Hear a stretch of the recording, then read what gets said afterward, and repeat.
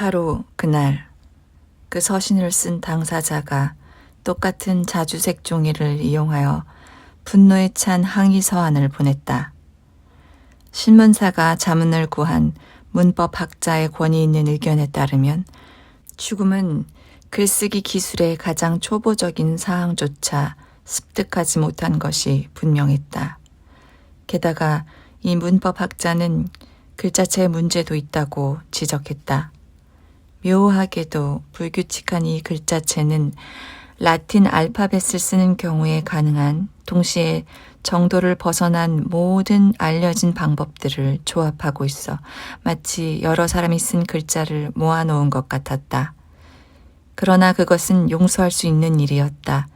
혼란스러운 구문, 구두점의 부재, 꼭 필요한 괄호의 완전한 결여, 강박에 사로잡힌 듯한 문단 구분 제거, 쉼표의 무작위적인 사용, 그리고 무엇보다도 용서할 수 없는 죄인 의도적이고 거의 극악하다고 할 수 있는 대문자의 폐기 등에 비하면 그것은 사소한 결함이라고 생각할 수도 있었기 때문이다.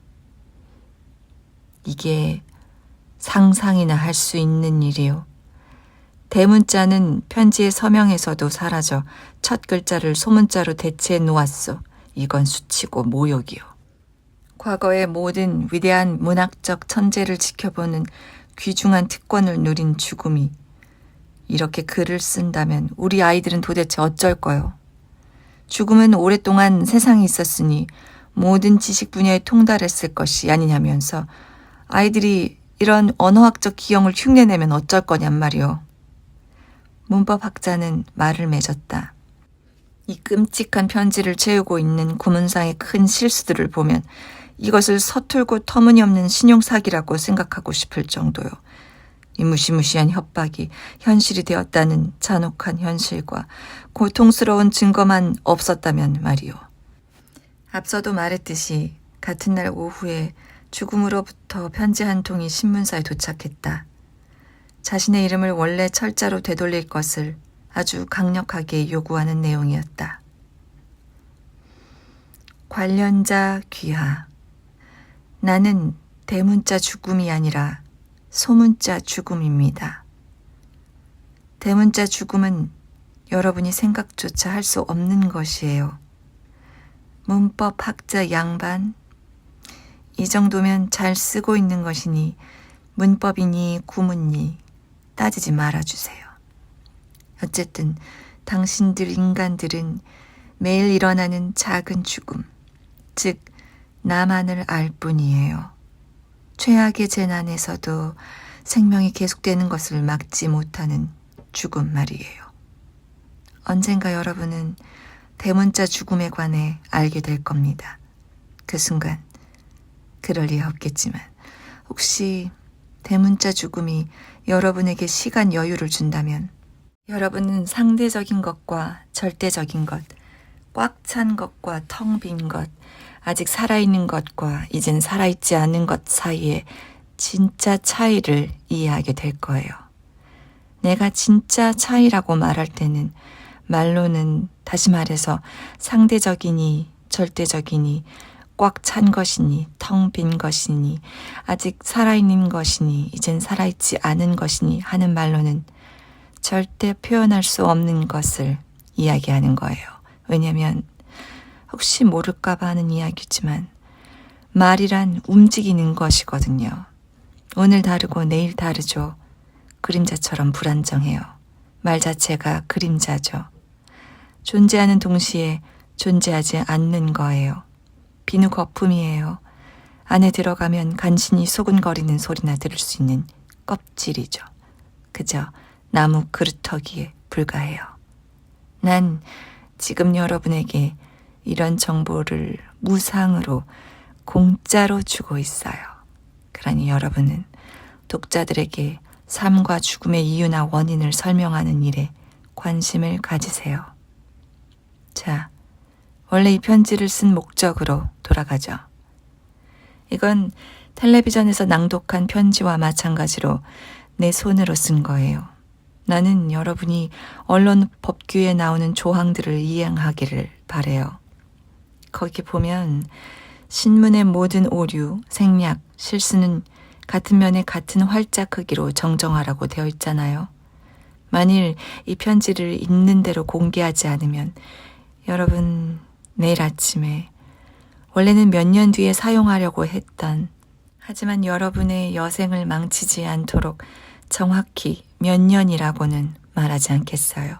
사전 경고를 미리 받게 될 거예요. 물론 경고는 즉각 효력이 발휘되는 거죠.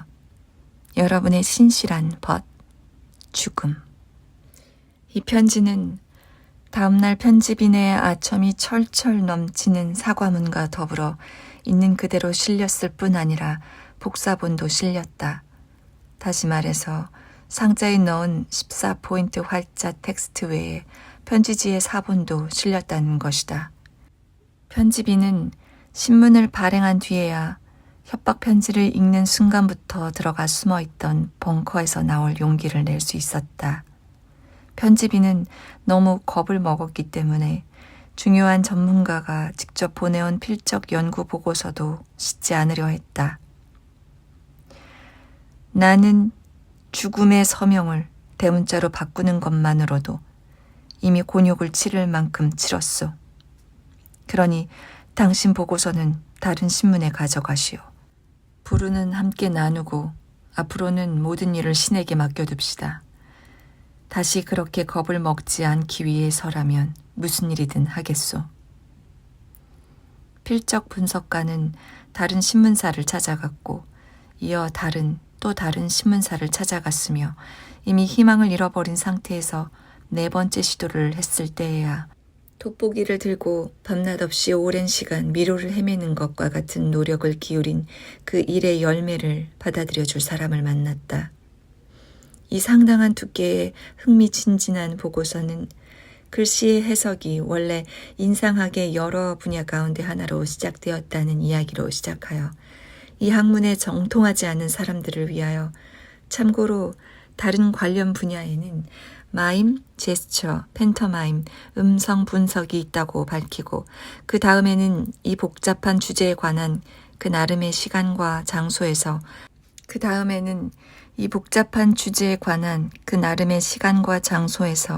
주요 권위자 노릇을 했던 사람들의 이름을 나열했다.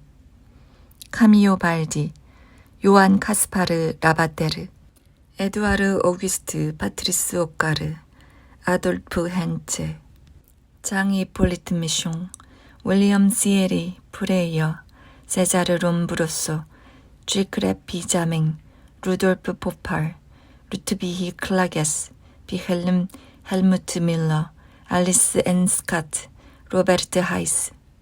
이들 덕분에 필적 분석이 심리학적 도구로 재구성되었다는 이야기였다. 이어 이 필적학자는 필적학적 세부사항의 모호성과 이 세부사항들을 하나의 전체로서 표현할 필요성을 보여주고 이 문제와 관련된 핵심적인 역사적 사실들을 제시하고 나서 연구의 대상이 되는 주요한 특징들, 즉 크기, 압력, 빈칸, 여백, 각도, 구두점, 위로 삐침과 아래로 삐침의 길이, 다른 말로 하면 강도, 형태, 기울기, 방향성, 기호의 유동성을 자세하게 정의하기 시작했다. 그리고 마지막으로 연구의 목적이 임상 진단, 성격 분석, 전문적 소양의 검토 등이 아니라는 점을 분명히 밝힌 뒤 이 전문가는 편지의 글이 매 단계마다 드러내는 범죄적 세계와의 분명한 관련에 초점을 맞췄다. 필적학자는 좌절감에 사로잡힌 모진 어조로 써나갔다. 그럼에도 나는 해결할 방도가 보이지 않는 모순에 직면하고 맙니다. 이 점과 관련하여 가능한 해결책이 있을까 의심스럽습니다. 이 꼼꼼하고 세심한 필적학적 분석은 실제로 이 편지를 쓴 여자가 사람들이 연쇄살인범이라고 부르는 자임을 가리킵니다. 그러나 이와 마찬가지로 논란의 여지가 없는 진실이 마침내 나를 찾아왔습니다. 이 진실은 앞서 말한 명제를 어느 정도는 뒤엎는 것입니다. 즉, 이 편지를 쓴 여자는 죽었다는 것입니다. 이렇게 되자 죽음 자신도 그 사실을 확인해 줄 수밖에 없었다. 그 말이 옳아요. 이 박학한 설명이 뒷받침된 글을 읽고 나서 죽음은 그렇게 말했다. 하지만 아무도 이해할 수 없는 것은 다음과 같은 점이었다. 죽음이 죽었고 뼈에 불과하다면 어떻게 사람들을 죽일 수 있단 말인가. 좀 더 핵심에 다가가 본다면 어떻게 편지를 쓸 수 있었을까? 이것은 절대 설명되지 않을 수수께끼들이다.